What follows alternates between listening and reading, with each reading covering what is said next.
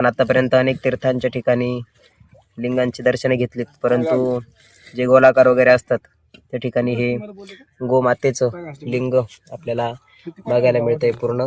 आणि या मंदिराच्या शिवलिंगाजवळूनच खाली जाण्यासाठी, जसं आपल्या ज्ञानोबरायांच्या समाधीपाशी हालगेला नंदी शिवाचा ढवळा उघडली शिळा व्यवहाराची, जसं तिथून मध्ये जाण्यासाठी मार्ग होता, त्याप्रमाणे इथे त्यांची गुफा होती आणि लिंगाजवळूनच मध्ये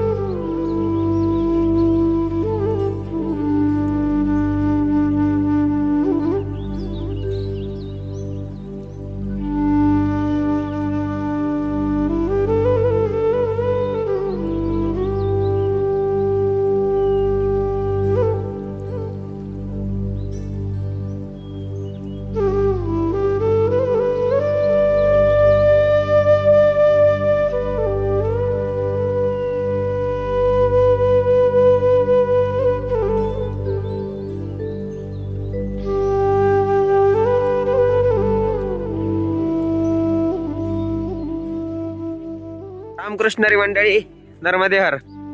आपण करीत आहोत नर्मदा मैयाची पायी परिक्रमा आणि आजचा आपला परिक्रमेचा आहे 43वा दिवस. तर हा सर्व मैयाच्या पायी परिक्रमेचा प्रवास आपण आपल्या अध्यात्म मार्ग यूट्यूब चॅनलद्वारे तुम्हा सर्वांना दाखवण्याचा प्रयत्न करीत आहोत, जेणेकरून अनेक संत ऋषीमुनी, देवदेवतांची तपश्चर्या भूमी, अनेक तीर्थक्षेत्रे यांची दर्शने आपल्याला व्हावी. त्यामुळे आपणही आमच्या अध्यात्म मार्ग या यूट्यूब चॅनलला सबस्क्राईब करावं, व्हिडिओंना लाईक कमेंट्स करून आम्हाला प्रतिसाद द्यावा, जेणेकरून आम्ही जास्तीत जास्त माहिती आपल्यापर्यंत पोहोचवण्याचा प्रयत्न करू. आज आपला 43वा दिवस आहे आणि सकाळी आपण बौरस या गावातून पुढे निघलेलो आहे. पुढे जर बघितलं तर सूर्याची किरणं आपल्या तोंडावर पडता येतात. सुंदर असा सूर्योदय झालेला आहे आणि आज जसं जसं आपण पुढं जातोय तशी तशी थंडी वाढत चाललेली आहे. आज आपण 6:30 वाजता निघलेलो आहे, म्हणजे कालपेक्षा लवकर निघलोय, परंतु थंडी खूप जास्त पडत चालली. आता अगदी बोलायला सुद्धा अवघड जात आहे, एवढी थंडी आहे. आणि आपली कानटोपी हरवल्यामुळे आपण आपलं दुसरं हत्यार, आपली हुडी आता काढलेली आहे. तर आता आपण जबलपूरला वगैरे खरेदी करूच परत, पण सध्या या थंडीमध्ये आपण निघालेलो आहे. आता इथून बोरसवरून चौरस, रामटेकडी वगैरे, बेलठार आपली पुढची गावं आहेत. बघू आता, अंडिया घाट, अशी अनेक तटावरची गावं आहेत. आणि एकदम तटावरून आपण आता चाललेलो आहे. आपला कालचा मुक्काम पण तटावरच होता, जवळजवळ फक्त तटावरून 100 ते 150 मीटर अंतरावर तो आश्रम होता. आणि असं मयाच्या तटावरचा आपला 3 ते 4 दिवसापासून प्रवास चालू आहे. आणि येथील तटावरचं पाणी स्टॉक पाणी असल्यामुळे, डॅममुळं पाण्यात जास्त गारवा निर्माण होतो आणि तो गारवा हवेत पसरतो. त्याच्यामुळे तटावर जास्त प्रमाणात थंडी वाजते, कारण शेती, जंगलाचा काही प्रदेश, पाण्याचा गारवा, त्यामुळे वातावरणात निर्माण होणारा गारवा आणि दिवसेंदिवस ही थंडी वाढत चाललेली आहे. आणि अशा थंडीत आपण आजचा 43वा दिवस सकाळी चालू केलेला आहे. आपण जर बघितलं तर आता थंडी हळूहळू कमी व्हायला सुरुवात होईल दिवसाची आजच्या, परंतु दिवसभर ही थंडी वाजतच असते आणि काही प्रमाणात गार वातावरणामध्ये असतोच. तर आता सूर्योदय झालेला आहे, त्याच्यामुळे थंडी हळूहळू कमी व्हायला सुरुवात होईल. पुढे जर बघितलं तर सुंदर असा सूर्योदय आपल्याला दिसेल.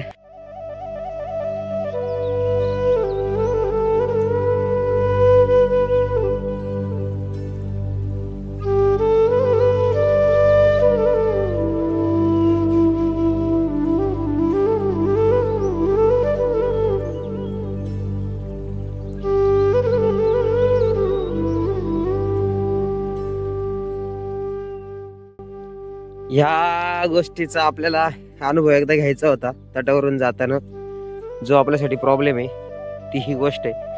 आपण बघितलं बघा, पूर्ण पाणी इथे भरलेलं आहे आणि पाणी भरलेल्या एरियामधून चिखलातून आता आपल्याला जावं लागणार आहे. आणि याच्यामुळे इथं आपण इथून पुढे तटानं जाण्याचा टाळणार आहे. कारण हे बघा, पूर्ण चिखलानं पाय आता भरून गेलेले आहेत. जवळजवळ पूर्ण वजन हे डबल झालेलं आहे आता चपलांचं, चपलापेक्षा जास्त. आणि अशा मार्गातून आता आपण पुढे निघलेलो आहे. हा प्रॉब्लेम तटावरून चालण्याचा तिथून पुढे जास्त प्रमाणात जाणवणार आहे. कारण जशी जशी आता हा हंगाम पुढे जात जाईल तशी तशी उरली सुरली सगळ्या वावरांमध्ये पिकं घेण्याला सुरुवात होईल. आणि पिकं घेण्याला सुरुवात झाली म्हणजे पाणी भरणं आलंच. आणि पाणी भरलं की आपल्याला चालायला प्रॉब्लेम निर्माण होणार. म्हणून शक्य तेवढं आपण चालणार आहोत, पण पुढे ब्रह्मदेवताची तपश्चर्या भूमी बर्मान घाट तिथूनच किंवा जबलपूर जर चालता आलं आपल्याला पुढे तर तसं बर्मान घाटपासूनच सूचना दिलेल्या असतात. परंतु जर शक्य झालं तर जबलपूरपर्यंत आपण प्रवास करण्याचा प्रयत्न करू. पण नाही जमलं तर आपल्याला पुन्हा हायवेला जावं लागेल पर्याय नसल्यामुळे. तर बघू आता ह्या चिखलाच्या या शेतीच्या पाणी भरलेल्या वाटेतून आपण आता पुढच्या मार्गाला पुन्हा प्रवास करायला लागलेलो आहे. आणि चौरस या गावाकडे आपण चाललेलो आहे.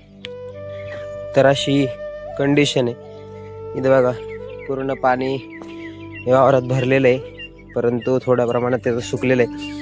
आणि आपण दुसरीकडून जाणार होतो, पण या बाबांनी आवाज देऊन सांगितलं आपल्याला, इथे ते बाबा बघा, त्यांनी सांगितलं की इथं बाबा की पुढं पाणी भरलेलं आहे, त्याच्यामुळे आपण थोडंसं दुसरीकडून आलो आहे. आणि हा आपण रस्ता चुकलेलो नाही. इथं बघा तुम्हाला वाट दिसेल पुढं छोटी छोटी झालेली.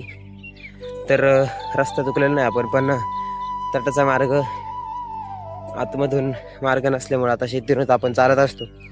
आणि आता हे बघा, नेमकेच गहू आता डोक्यावर काढून आलेले आहेत. त्याच्यामुळं इथं आता अशीच शेती आहे. आणि इकडं मैयाचं दर्शन आपण आता करू शकतो. मैयाच्या तटावरून आपण चालतोय आणि जसजशी शेती वाढेल तसं ओलावा इथं वाढतोय, थंडी वाढते आणि त्याच्याबरोबर चालण्याचे प्रॉब्लेम पण. इथं मैयाचं दर्शन आपण आता करू शकतोय. मैयाच्या एकदम तटावरून आपण या मार्गातून आलेलो आहे. आणि अगदी एकदम वाफा वगैरे मैयाच्या पात्रातून वर चालताना आपल्याला दिसत आहेत. अशा मैयाच्या तटावरून आपण इकडं या साधूजींच्या कुटीत आलेलो आहे. सुंदर असा सीन या ठिकाणी आपण चालताना आपल्याला लागतोय. एकदम सूर्याचं कोवळे किरण आणि मैयाचं दिव्य भव्य असं पात्र आणि अतिशय नयनदीप हे दृश्य आहे. डोळे दिपवून टाकणारे हे दृश्य आहे. या ठिकाणी बघा, पाऊल वाटा या टाईपच्या पायऱ्यांसारखं इथले स्थानिक लोकांनी आपल्याला केलेले आहेत. आणि अशा मार्गातून आपण चाललेलो आहोत. मैयाचं पुढं हे पवित्र असं पात्र आणि सूर्यदेवतेचं दर्शन वगैरे करून आणि या थोड्याशा खडतर पण मनाला भावणारं सुख देणारं हे दृश्याचा आनंद घेत घेत आपण पुढच्या मार्गाला आता निघलेलो आहे.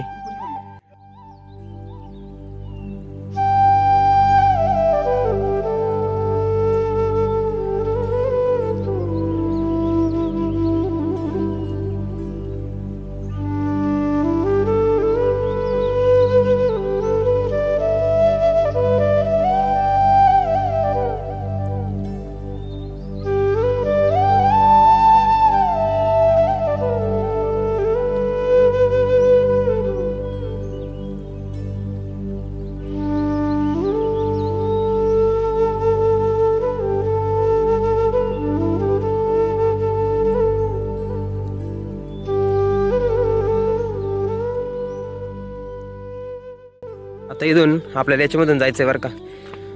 अशी ही वाट बनवली आपल्याला जायला. त्यात मागचं आपलं मटेरियल सगळं घेऊन फायनली आपण आलोय पुढं. तर आता आपण लय अवघड तिथून निघायला. चौरस गावातून बोरस गावातून चौरस गावात आलेलो आहे, जिथं आपल्याला मुक्कामाला थांबण्याचा कालचा प्लॅनिंग होता. पण आपली बाकीची मंडळी आता आपल्याला म्हणजे दुसऱ्या वाटेने गेल्यामुळं आपण आता 3-4 जण राहिलेलो आहे. त्याच्यात आपला हरीश महाराज आहेत, आपले सुनील भाई, आपले अक्षय महाराज वगैरे ते पुढं आहेत. आणि आपण ज्या कुट्यामध्ये रात्री मुक्कामाचा प्लॅनिंग केला होता की कुटी अगदी मायाच्या तटकावर सुंदर अशी कुटिया या ठिकाणी चौरस गावात आहे. आणि ह्या कुट्यामध्ये आपला मुक्कामाचा कालचा प्लॅनिंग होता, परंतु आपल्या प्लॅन्सपेक्षा आपण गॉड्स प्लॅन, तसं याचा प्लॅनिंग आपल्याला बोरसमधला होता, त्याच्यामुळं आपण बोरसमध्ये थांबलो होतो.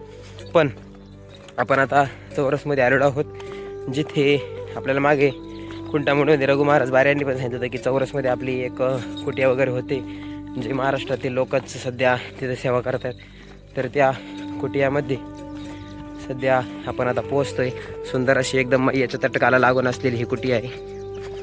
आणि या कुट्यामध्ये आता आपण आलेलो आहे. बघा, अतिशय सुंदर वातावरण इथलं आहे. मॅपला वगैरे आपण ही कुटिया बघितली होती, त्याच्यामुळे आपली इच्छा होती इथे येण्याची. पण असो, खूप जास्त भारी वाटतंय या कुटियामध्ये. कुटियाचं वातावरण वगैरे बघा. रघु महाराज आहेत की बरं आपले रघु महाराज पण या ठिकाणी आहेत. तर अशा या सुंदर अशा कुटियामध्ये आपण पोहोचलेलो आहोत. मैयाच्या तटकावरच ही कुटी आहे. हरे हरे हरे कृष्णा कृष्णा कृष्णा हरे हरे.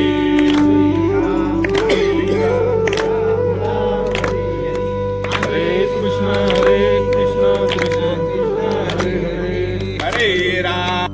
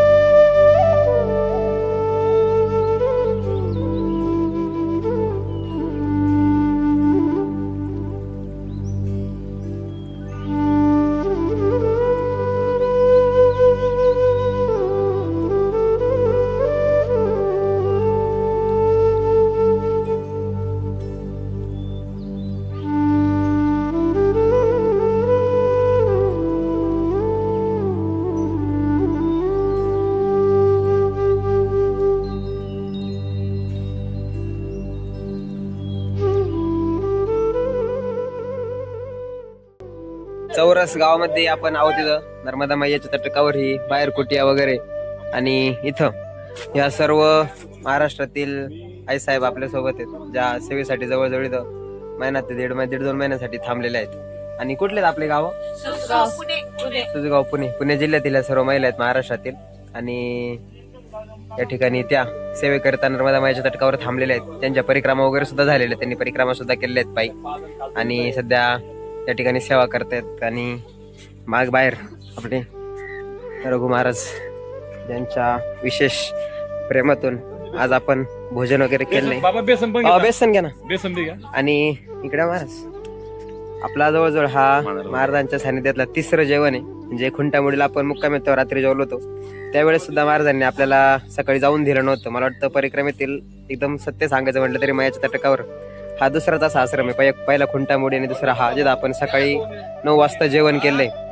खुंटामुडीला सुद्धा मुक्काम करून दुसऱ्या दिवशी सकाळी महाराजांनी आपल्याला जेवण केल्यानंतर जाऊ दिलं होतं, तसं जाऊ दिलं नव्हतं. आणि आता सुद्धा आपण बोरसमधून फक्त 4 किलोमीटर पुढे आलोय. गुलाबजांबू, आपण खुंटामुडीत सुद्धा गुलाबजांबू खाल्ले होते. आज सुद्धा गुलाबजांबू, भजे आणि महाराष्ट्रातील एकदम चपाती आणि पिठलं असं जेवण आपण केलंय. आणि बोरसमधून आल्यानंतर अगदी 8-8:30 वाजताच आपण इथं महाराजांच्या प्रेमा खातर थांबून या ठिकाणी जेवण वगैरे करून आता चौरसमधून आपण पुढे निघणार आहोत. नर्मदे हर. नर्मदे. मागच्या बाजूला जी असलेली ही कुटी आहे, ही कुटिया आपली महाराष्ट्रातील सर्व ही सेवेकरी मंडळी, आपले आदरणीय रघु महाराज बारी वगैरे सर्व, आणि या सर्व मावशी पुण्यातील. आपण जवळजवळ आजचा प्रवास करत 4 किलोमीटर आलो होतो, बोरस ते चौरस. आणि चौरसमध्ये त्यांनी आग्रहाने मी सांगितलं तसं जवळजवळ खुंटामुडीला सुद्धा आपण मुक्काम केल्यानंतर दुसऱ्या दिवशी जेवण करूनच आपण पुढे निघलो होतो. आणि आज पण आल्याबरोबर त्यांनी जेवणाचा आग्रह केला आणि घाईने जेवण वगैरे बनवून त्यांनी आपल्याला पिठलं, आपल्याकडील चपाती, कारण इकडे बऱ्याचदा काय होतं रोटी वगैरे असते, आपण तर प्रसाद खातोच, पण ती छोटी कड वगैरे, छोटी रोटी वगैरे, पुड्या वगैरे असतात. पण आपल्या ज्या चपात्या आहेत मुख्य, त्या चपात्या आपल्या महाराष्ट्रीयन चवीचं पिठलं, गुलाबजांबू भरपूर जे आपल्याला आनंदीची आठवण करून देतात, आणि भजे वगैरे त्यांनी आपण आल्यामुळं खास बनवलेत. म्हणजे काल रात्री तर खीर वगैरे भजे बनवलेच होते ते म्हणे, पण जे दुपारी बनले असते, पण आपण आल्यामुळं विशेष प्रेमातील माणसं आहेत ही सर्व. भजे वगैरे सुद्धा आपण खाल्लेले आहेत आज, आणि पोटभर जेवण करून आता आपण पुढे निघलेलो आहे. आज मला असं वाटतं की आता जेवणाची गरज नाहीच आपल्याला, 3-4 वाजता थोडीफार भूक लागेल, पण तेव्हाची कोणी व्यवस्था माझ्या काहीतरी करून ठेवलेच आपल्याला, चहा बिस्किट काही ना काही असणारच आहे. तर अशा प्रकारे या नर्मदा मायेच्या तटकावरील अतिशय पावन, पवित्र आणि प्रसन्न अशी जागा. खरं तर आपण काल मुक्कामाला येणार होतो, पण असो आपण बोरसला थांबलो आणि या ठिकाणी जेवण वगैरे करून आता आपण पुढे अंडिया घाट, नंतर रामटेकडी वगैरे पुढच्या प्रवासाला. आता एकदम समोर बघितलं तर मैयाचं तटक आहे, आणि मैयाच्या तटकावरून आपण आता पुढे प्रवासाला लागलेलो आहे. आता आपल्याला पुन्हा परत घाट चढून वरती जावं लागणार आहे, कारण या बाजूला जर बघितलं हे जे पूल वगैरे दिसतात, मातीचे ढीग जे पात्रात दिसत आहेत, इथे डॅमचं काम चालू आहे, आणि डॅमच्या कामामुळे इथून रोड नाही. तर पुन्हा एकदा आपण घाटावर चढून पुन्हा पुढे तटकावर जाणार आहोतच. तर आता जेवण वगैरे करून आपण पुढच्या प्रवासाला आता लागलेलो आहे.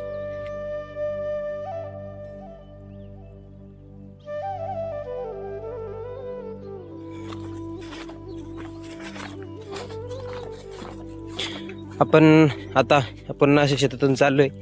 इकडे थोडीशी वगळ असल्यामुळे वगळीला पाणी चिखल जास्त आहे, त्यामुळं परिक्रमावासींनी इकडून रोड केला आहे पुढे जाणाऱ्यांनी, आणि असे आपण पिकं तुडवत जात असतो. आणि इथले लोक सुद्धा आपल्याला हे वाटा वगैरे बनवून देत असतात अशा परिक्रमेसाठी. आणि तटाने अशा प्रकारचे चिखलाचे रोड आपल्याला लागत आहेत काही ठिकाणी सुंदर असं रोड लागतंय. मैयाचं सानिध्य भेटतंय, आश्रम वगैरे भरपूर भेटतात, त्याच्यामुळे आपण तटानं चालत असतो, आनंद येत असतो.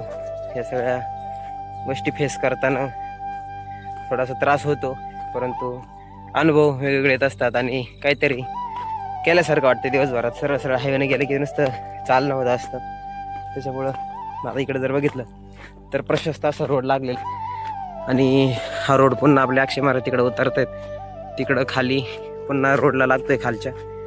असे तटाचे मार्ग असतात, फ्लेक्झिबल एकदम वळणारे, आणि अशा मार्गाने आता आपण जेवण वगैरे सगळं करून पुढं निघलेलो आहोत. नको बाबा, एकटाच मी. हा रोड आता पुन्हा खाली या मार्गाने आता आपण पुन्हा तटाकडे जाणार आहोत.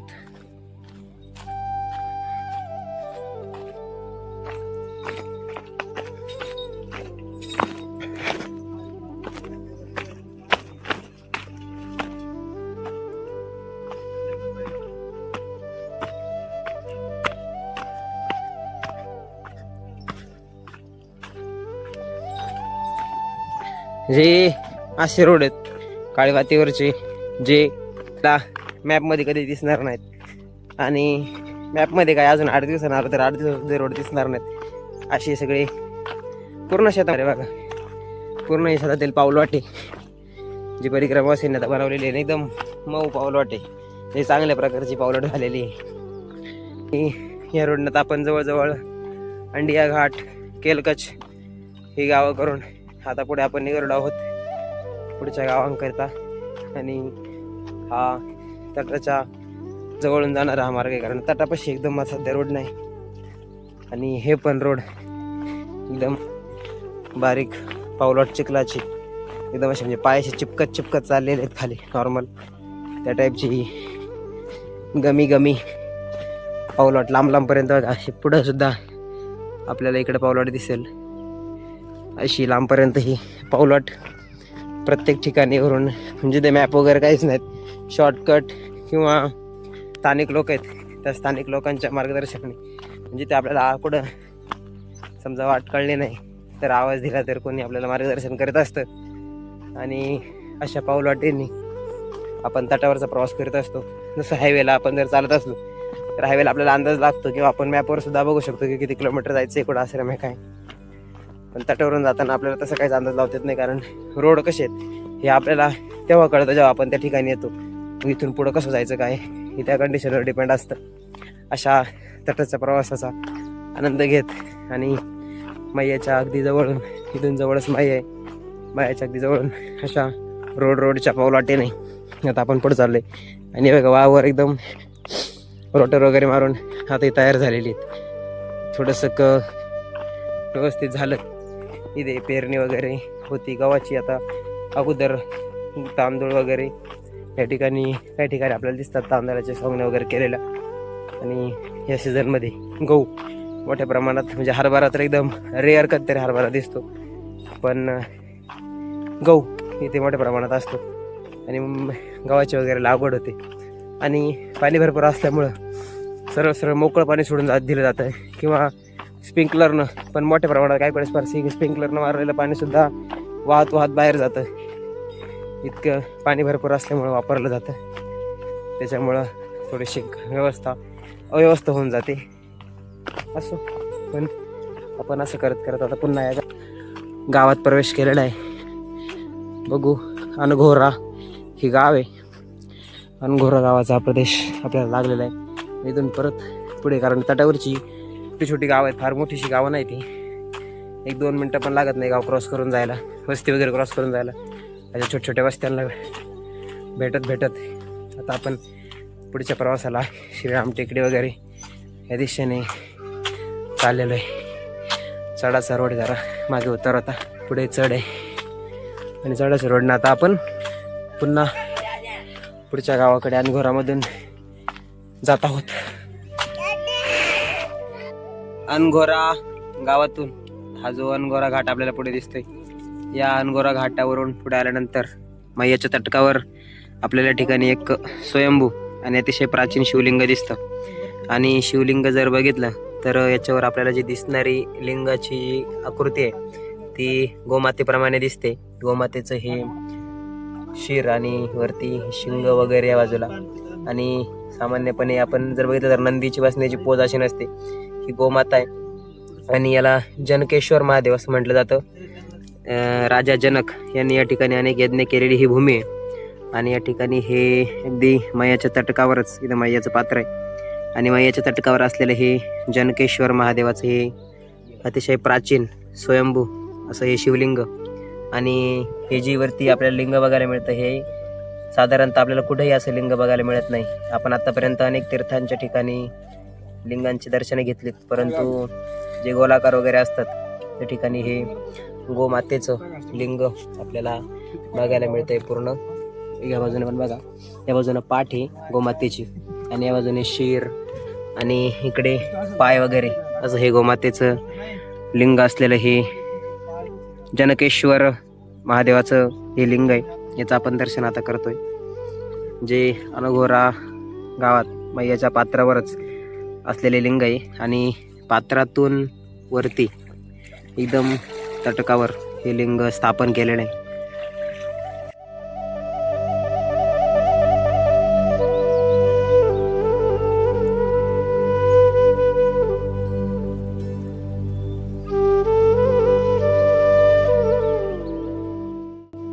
आणि गोमातेचं हे लिंग असलेला जो घाट आहे आणि ज्या लिंगाचं आपण दर्शन घेतलं तो अनघोरा गावाच्या खाली घाट, याला गो घाट असं म्हटलं जातं. जिथं जनकेश्वर महादेव मंदिर जनक राजाने या ठिकाणी यज्ञ केलेत. आणि जे गोमातेच्या आकाराचं जे लिंग आहे ते लिंग स्थापन केलेला हा जो घाट आहे हा अनघोरा गावातील गोघाट म्हणून प्रसिद्ध घाट आहे. आणि अशा गोघाटाचं जनकेश्वराचं दर्शन वगैरे करून आता अनघोरा गावातून आपण पुढे निघलेलो आहोत. श्रीराम टेकडी, रिच्छाई वगैरे या गावांकडे, हिरापूर अशी गाव आपल्याला पुढे लागतात. तर बघू आता आपल्याला अजून पुढे काय काय नवीन बघायला, नवीन अनुभवायला भेटतंय, त्याचं दर्शन तुम्हालाही घडवूच. सध्या आपण एकदम मैयाच्या तटकावर एकदा चालत आहोत. इथे पवित्र पावन मैयाचा सहवास आपल्याला लाभतोय आणि ह्या मार्गाने आपण आता पुन्हा तटकाने पुढे निघालेलो आहोत.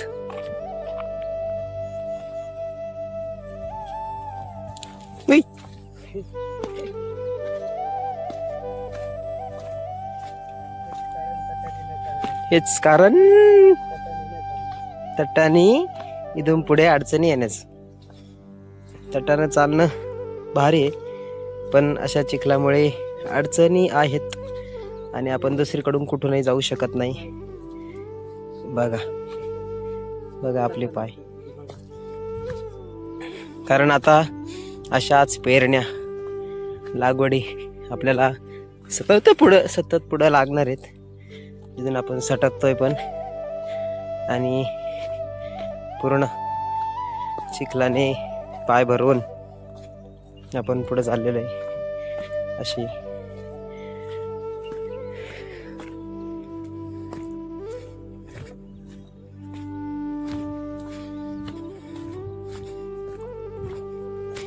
अशा प्रकारचा तटावरचा रस्ता असतो, जे आपले पूर्ण पाय चिखलानं गच्च भरवून देणारा रस्ता हा.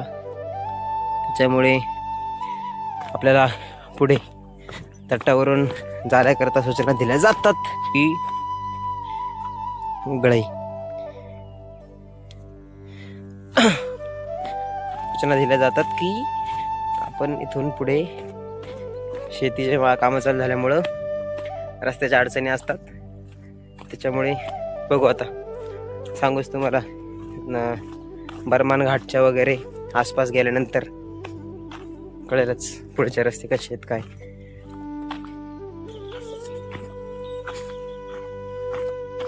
इथं छोटासा कोरलेला तटक आणि इथं खोल असं मैयाचं पात्र.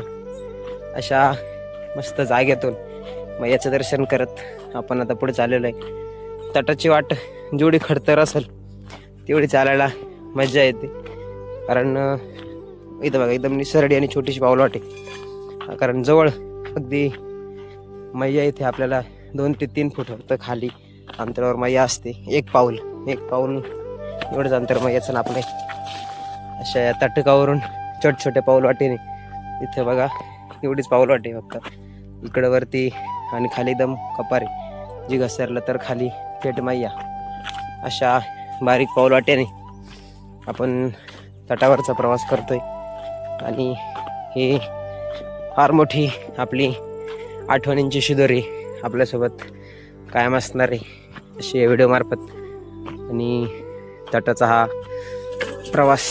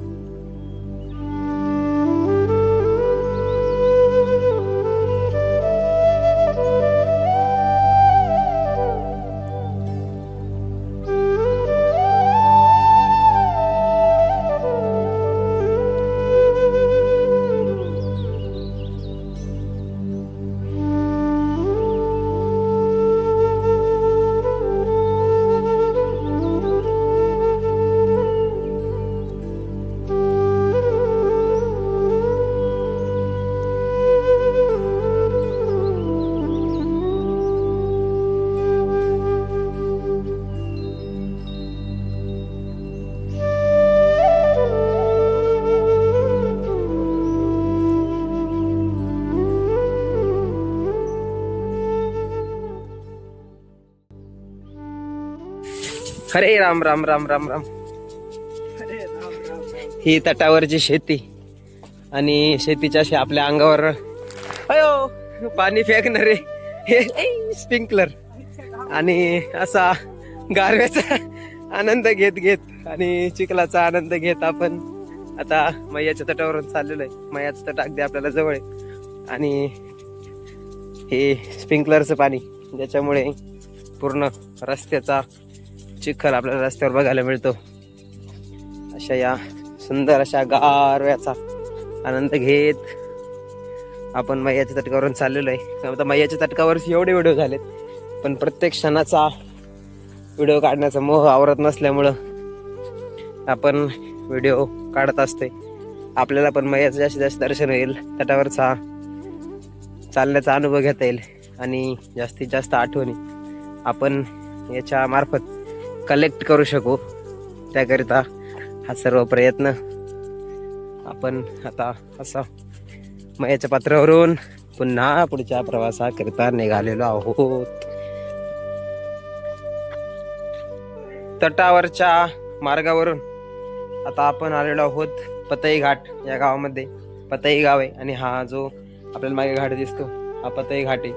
मैयाचं तटक आणि पतई घाटवरील हे मंदिर आहे आणि या मंदिराच्याच घाटाच्याच वरती इथे मागे शिवशंकराचं सुंदर असं मंदिर आहे आणि मंदिरामध्ये भव्य दिव्य अशी शंकरजींची पिंड आहे जे आपण आता बघणार आहोत. बघितलं तर बाहेरून सुद्धा अतिशय नक्षीकाम वगैरे केलेलं आहे या मंदिराचं आणि भव्य दिव्य मंदिराचा परिसर. या मंदिराच्या परिसरातून शिवलिंगाच्या दर्शनाला आपण चाललेलो आहे, जे अतिशय युनिक शिवलिंग आहे ज्याच्यावर शिवशंकरजींचा मूर्ती वगैरे कोरलेली गेलेली आहे आणि एकदम भव्य असं हे शिवलिंग आहे. त्याचं दर्शन आपण या ठिकाणी आता करायला जात आहोत. इथं बघितलं तर अगदी लिंगाच्या वरती शंकरजी, वरती नागदेवता, पंचमुखी नागदेवता सुद्धा आपल्याला दिसतील. हे शिवलिंग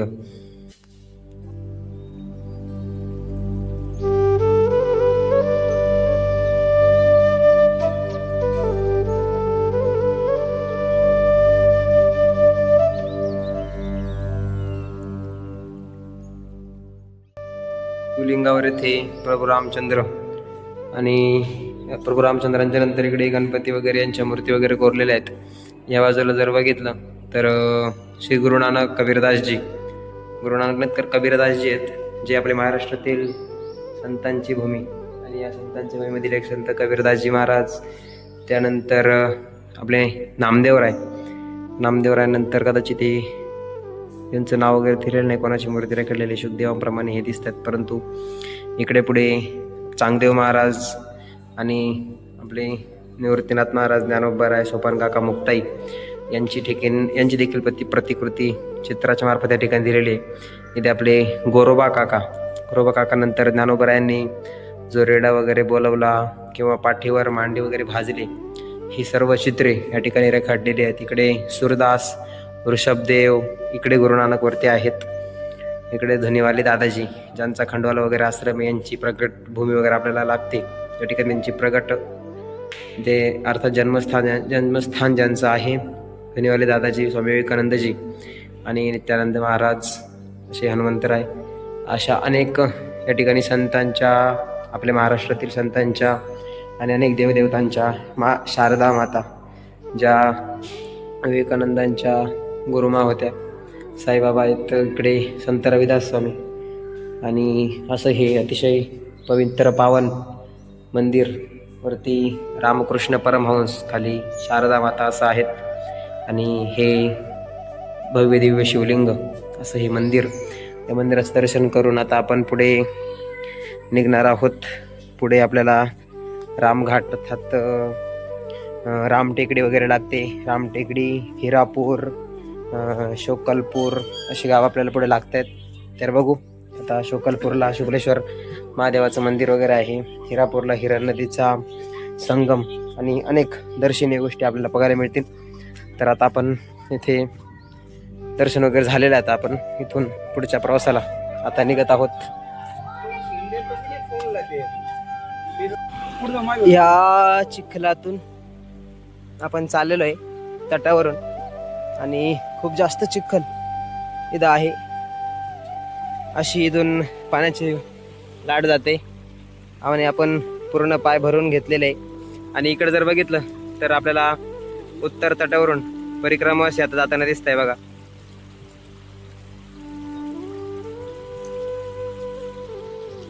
हे उत्तर तटावरील परिक्रमावासी आणि आपण आता माफ करा, उत्तर नाही, दक्षिण तटावरील परिक्रमावासी येते आणि आपण आता उत्तर तटावरून परिक्रमा करतोय. आपल्याला पुन्हा अमरकंटकवरून या स्थळ पलीकडच्या बाजूनं याच ठिकाणावरून यायचंय, तेव्हा आपल्याला या सर्व जागा दिसतील. तर अशा प्रकारच्या चिखलातून तटावरून आपण आता पुढे शोकलपुरा या गावाकडे चाललेलो आहोत. आणि जर बघितलं तरी आपल्याला एक मंदिर दिसतंय, कदाचित तेच शोकलपूर जे मंदिर आहे ते आहे का काय आपल्याला अजून माहीत. तर बघू, तिथे गेल्यावरच कळेल. ते शोकलपूरचं जे शुक्लेश्वर महादेव मंदिर आहे ते आहे का. तर इकडं जर बघितलं तर काहीतरी काम चालू आहे, नक्की पूल आहे का एखादा पाट वगैरे काय माहीत नाही, पण काहीतरी काम इथं चालू आहे. आणि अशा या बांधकामाच्या एरियापासून नर्मदा मैयाच्या तटकावरून आपण आता पुढे निघालेलो आहे.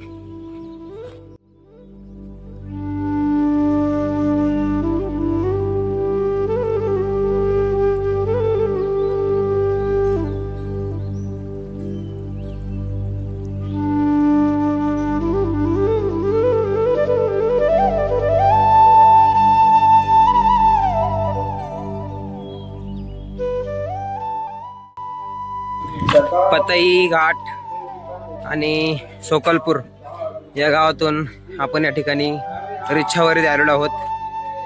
रिच्छावर या गावामध्ये जर बघितलं तर रिछ म्हणजे अस्वल, ज्याला हिंदीमध्ये रिछ म्हटलं जातं. अशा या रिच्छावर गावामध्ये रिछ अर्थात अस्वलावरून या गावाला रिच्छावर असं नाव पडलेलं आहे.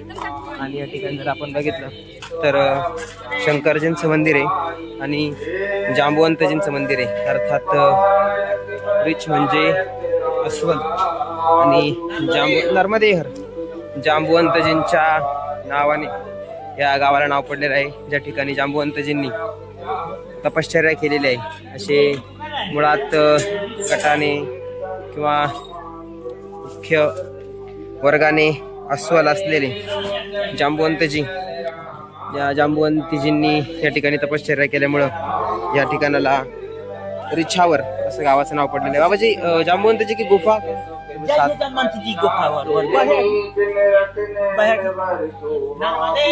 इथे शिवजींचं मंदिर आणि पलीकडून गुफा नाही, पण मला वाटतं मंदिर स्वरूपामध्ये ती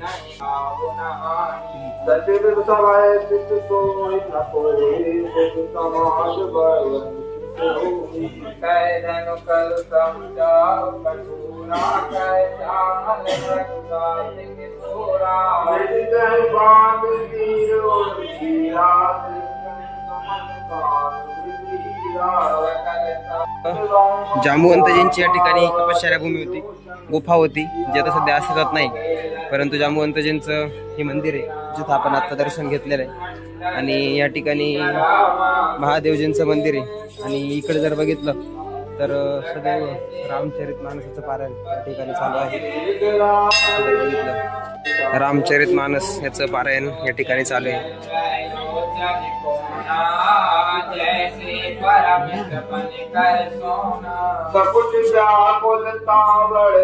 बाबाजी अंदर जा सकते हैं।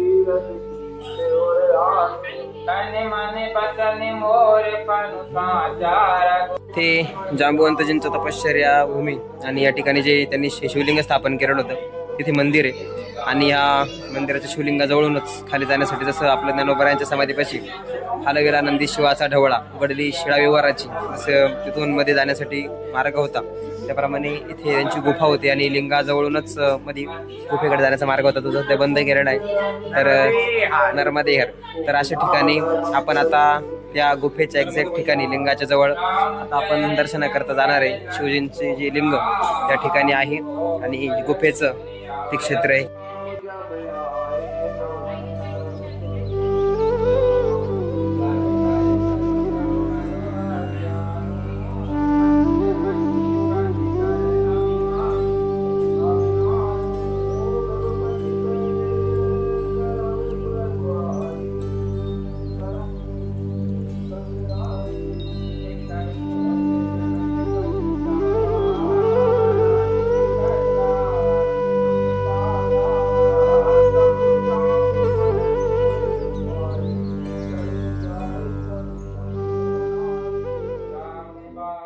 सध्या आपण रिच्छावरमध्ये आणि रिच्छावरमध्ये आपण जर बघितलं तर हा वडाचा वृक्ष, ज्याला कल्पवृक्ष म्हटलं जातं, हा एवढा विशाल वाढलेला वृक्ष आहे की आपल्या एका स्क्रीनमध्ये तो येत नाही एवढा. बघा, अगदी इकडून तर इथपर्यंत आणि पुढे सुद्धा याच्या फांद्या आहेत. पलीकडून सुद्धा तो तेवढाच विस्तारलेला आहे जेवढा इथून इकडे विस्तारलेला आहे असा.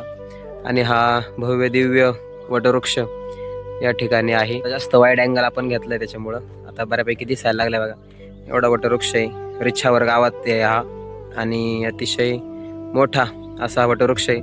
असे आपल्याला मार्गात जवळजवळ 2 ते 3 वटवृक्ष लागत असतात. म्हणजे इथे एक आहे, एक आपल्याला पुढे अमरकंटकच्या थोडासा मागे लागतो आणि एक दक्षिण तटावर असे भव्य दिव्य वटवृक्ष आपल्याला पुढे लागत असतात, जे कितीतरी वर्ष पुरातन आहेत. आपण याची चौकशी केली नाही कारण तिथं कोणी नव्हतं. बाबा वगैरे होते, एक पण ती पलीकडून होती. आपल्याला अगोदर याची डोक्यात कल्पना आली नाही.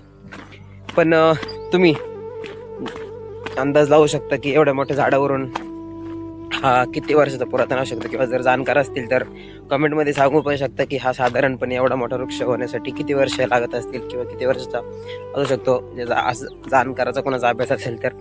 अशा प्रकारे रिच्छावर गाव, जिथे रिच्छा अर्थात अस्वल, जांबुवंतजींच्या नावावरून, त्यांच्या तपश्चर्या भूमीवरून या ठिकाणी हे आहे. आणि जांबुवंतांची दुसरी एक तपश्चर्या भूमी आपण दक्षिण तटावर बघितलेली होती, जिथे पुतकेश्वर महादेव मंदिर होतं आणि तिथे सुद्धा त्यांची तपश्चर्या भूमी होती. अशा अनेक ठिकाणी अनेक वेगवेगळ्या प्रसंगी तपश्चर्या केलेल्या आपल्याला सापडतात. ब्रह्मदेवाने असेल किंवा प्रभू रामचंद्रांनी असेल किंवा अनेक ऋषीमुनी देवदेवतांनी अनेक वेगवेगळ्या ठिकाणी तपश्चर्या काही काळ करून त्या ठिकाणी ते तीर्थक्षेत्र निर्माण झालेले असे सापडतात. आता इथून काही अंतरावर मध्ये आहे, आपल्याला शक्यतो त्या भागातून जाणं होत नाही. पण एक रामटेकडी म्हणून गाव आहे, जिथे प्रभू रामचंद्रांनी निवास केलेला आहे असं सुद्धा वर्णन आहे एका पुस्तकात. तर अशी ही अगदी पार पूर्वीपासूनची, म्हणजे त्रेतायुग, द्वापरयुग, कलियुगातील सुद्धा सत्ययुगातील सुद्धा कृतयुगातली किंवा त्याला सत्ययुग म्हटलं जातं, ज्या युगातील सुद्धा काही घटनेशी हा परिसर जोडला गेलेला आहे, अशी पुरातन ही भूमी. आणि आपण जे आता बघितलं हे द्वापरयुगातील साधारणपणे, त्रेतायुगातील साधारणपणे हा परिसर आहे. म्हणजे जे प्रभू रामचंद्रांचे जे सर्व कार्यकाळ किंवा प्रभू रामचंद्रांचं जे युग होतं ते त्रेतायुग, आणि त्रेतायुगातील हे सर्व स्थळे या ठिकाणी आहेत. असे दर्शन वगैरे करून आता आपण पुढे रिच्छावर या गावातून टिपरावन पासून पुढे हिरापूर वगैरे आता बघू. जवळजवळ 3-3:30 वाजलेले आहेत आणि कुठपर्यंत आपला आता पुढचा प्रवास होतोय तुम्हाला पण दाखवूच. तर असं रिच्छावर जांबुवंतांची तपश्चर्या भूमी आणि भव्य दिव्य असा हा वटवृक्ष, याचं दर्शन वगैरे करून आता आपण पुढच्या प्रवासाला निघलोय. तर बघू आता आपण टिपरावनला तर आपण जाऊच, पण टिपरावनच्या पुढे आपण जातोय हिरापूर वगैरे की काय होतंय पुढे बघू. कारण बऱ्याचदा अनेक साधू संत किंवा ही मंडळी आग्रहाने आपल्याला थांबून घेत असतात दिवस जेव्हा मावळतीला जात असतो तेव्हा. त्याच्यामुळे त्यांच्या आग्रहाला आपण नकार देऊ शकत नाही, त्याच्यामुळे काही वेळेस आपण लवकरही थांबून घेतो. असंही होत असतं. मैयाचं जसं आपल्या योजना केलेल्या असतील मैयानी, त्याप्रमाणे आपण चालत असतो. कारण ते आपल्या मनाचं काही चालत नसतं. आपण जे ठरवतो ते कधी होईलच याची गॅरंटी नाही. म्हणून बघू आपण निघालोय रिच्छावरमधून. कुठपर्यंत आपला प्रवास होतोय, कुठपर्यंत आपण जातोय बघूच. तर रिच्छावरवरून पुढे टिपरावनकडे आपण चाललोय आणि इकडं हे आजी बाबा परिक्रमावासियांसाठी चहा नाश्त्याची व्यवस्था करत असतात. तर बघा, अतिशय म्हणजे मी बऱ्याचदा सांगत असतो की सेवा करण्यासाठी सेवेची वृत्ती गरजेची असते. आणि हे बाबा आणि आजी अतिशय आग्रह करून परिक्रमावासियांना इथं बोलत असतात आणि येथे चहा पाणी परिक्रमावासियांसाठी ते देत आहेत.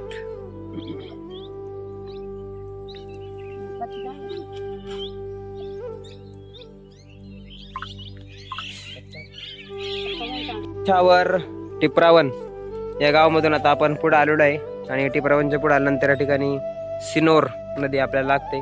सिन्नर नदीच्या या ठिकाणी नर्मदा मैयाशी संगम होतोय आणि आपण तटकावर असल्यामुळं अगदी इथं आपल्याला संगम बघायला मिळतोय. आणि या तटकावरून आपण आता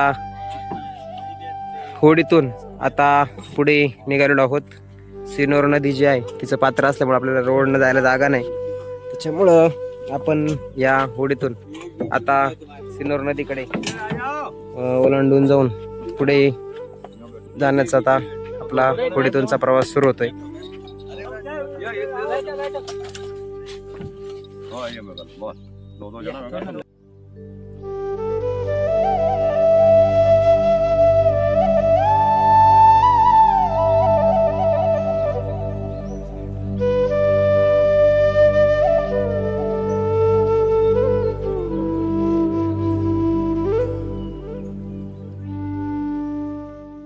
या बाजूला आता सूर्यास्त झालेला आहे आणि सूर्यास्ताचा आनंद घेत आता आपण पुढे हिरापूरकडे निघलेलो आहे. टिपरावन गावामधून पुढे सिन्नर नदी वगैरे होडीतून पार करून आता आपण हिरापूर गावाकडे चाललेलो आहे. आणि आता अंधार हा पडत चाललेला आहे आणि हा छोटासा मार्ग आपल्याला आता परिक्रमेचा तटावरचा आहे. आणि इथून आता लवकरात लवकर मॅपचा आधार घेत दिशाचा अंदाज घेत घेत आता आपण हिरापूर गावाकडे पुढे निघालेलो आहे. आणि फारचा सुंदर असा दिवस आजचा होता, कारण आज आपण भरपूर विशेष गोष्टी म्हणजे सकाळी आपण आपल्या महाराष्ट्रीयन सर्व मंडळींना भेटलो, जेवण वगैरे केलं. त्याच्यानंतर आपण गोघाटावर एक प्राचीन स्वयंभू आणि गोमातेचं लिंग असलेली पिंड असे दर्शन वगैरे केले. आणि त्याच्यानंतर पुढे एक सुंदर असं मंदिर जिथे आपल्या संतांची वगैरे छायाचित्रे फोटोज वगैरे काढलेले होते, असे मंदिराचं दर्शन वगैरे करून एकंदरीत आपण आता प्रवास करत करत हिरापूरकडे चाललेलो आहोत. मध्ये जांबुवंत ऋषींची किंवा जांबुवंतजींची ऋषी नाही जांबुवंतजींची जी तपश्चर्या भूमी होती त्या गुहेच्या भागामध्ये आपण दर्शन वगैरे केलेलं आहे.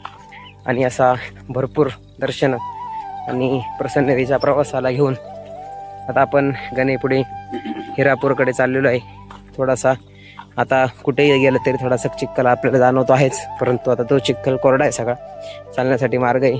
इकडं स्प्रिंकलर वगैरे चालू आहेत, वावरांमध्ये स्प्रिंकलर वगैरे बऱ्यापैकी चालू आहे, भरणे वगैरे चालू असतेच. तर अशा या मार्गामधून आता आपण पुढे हिरापूरकडे चाललेलो आहोत. 1-1.5 किलोमीटर आपल्याला हिरापूर राहिलेलं आहे आणि लवकरच आपण आता हिरापूरमध्ये पोहोचतोय. तर फायनली आपण हिरापूरमध्ये आता पोहोचलेलो आहे. सगळ्या वस्तीचा एरिया आपल्याला गाव वगैरे लागलेले आहे आता. आणि सकाळी आपण बोरासवरून निघाल्यानंतर अगदी 4 किलोमीटरवर सकाळचं जेवण वगैरे केलं होतं आणि तिथून आदरणीय रघु महाराज वारी यांची वगैरे भेट घेऊन आपण पुढं निघलो होतो. वरनंतर अंडिया घाट, केलकच नंतर आपल्याला पुढं लागलं होतं पतई घाट नंतर रिच्छावर गाव लागलं होतं. आणि गाव थोडं अवघड आहे, समजून घ्या. रिच्छावर नंतर टिमरावन नंतर आपण नदी वगैरे क्रॉस करून आपण आता पुढे आलेलो आहोत हिरापूर या गावामध्ये. आणि इथे पुढेच आश्रम आहे. आपण जर पुढच्या बाजूला बघितलं तर इथे राजराजेश्वरी मंदिर आणि भव्य दिव्य असं मंदिर पुढच्या बाजूला आहे. आणि या मंदिरामध्ये आजचा आपला मुक्काम असणार आहे. मंदिर तुम्हाला पुन्हा एकदा दाखवूच. ए बाबा अरे धडकशील मला, लहान पोरं गल्लीतले असतात ना खेळणारे, टायर बियर तसले पोरं तिथं पण आपल्या सारखेच काय विषय. तर इथं जर बघितलं तर राज मंदिर आणि इकडे मैयाचं पात्र आपल्याला जवळ दिसेल. इथं मैयाचं पात्र आहे बघा. आणि अशा या आश्रमामध्ये आता चाललेलो आहोत राजराजेश्वरी मंदिरात. वरच्या बाजूला मंदिर आहे आणि आपली राहण्याची व्यवस्था इकडं खाली.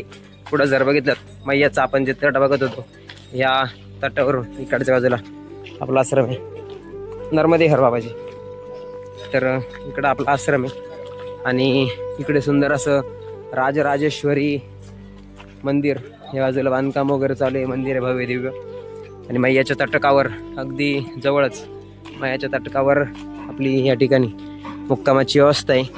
तर एकंदरीत हा 43व्या दिवसाचा प्रवास या ठिकाणी बघितला तर गोशाळा वगैरे आहे, भरपूर प्रमाणात गाई आपल्याला बाजूला दिसतील आणि इकडे वरती राहण्याची व्यवस्था आपली आहे. तर अशा प्रकारचा एकंदरीत आपला प्रवास आजचा होता. जवळजवळ 32 ते 30 किलोमीटरचा आजचा आपला छोटासा प्रवास होता. आणि हा 43व्या दिवसाचा प्रवास या ठिकाणी या हिरापूर गावामध्ये आपल्या या मुक्कामाच्या व्यवस्थेच्या या हिरापूर गावात येऊन थांबतोय. आणि अशा प्रकारे आपला नर्मदा मैया परिक्रमेचा 43वा दिवस या हिरापूर गावात मैयाच्या तटकावर विश्रांती घेतोय. तुला नर्मदे हर.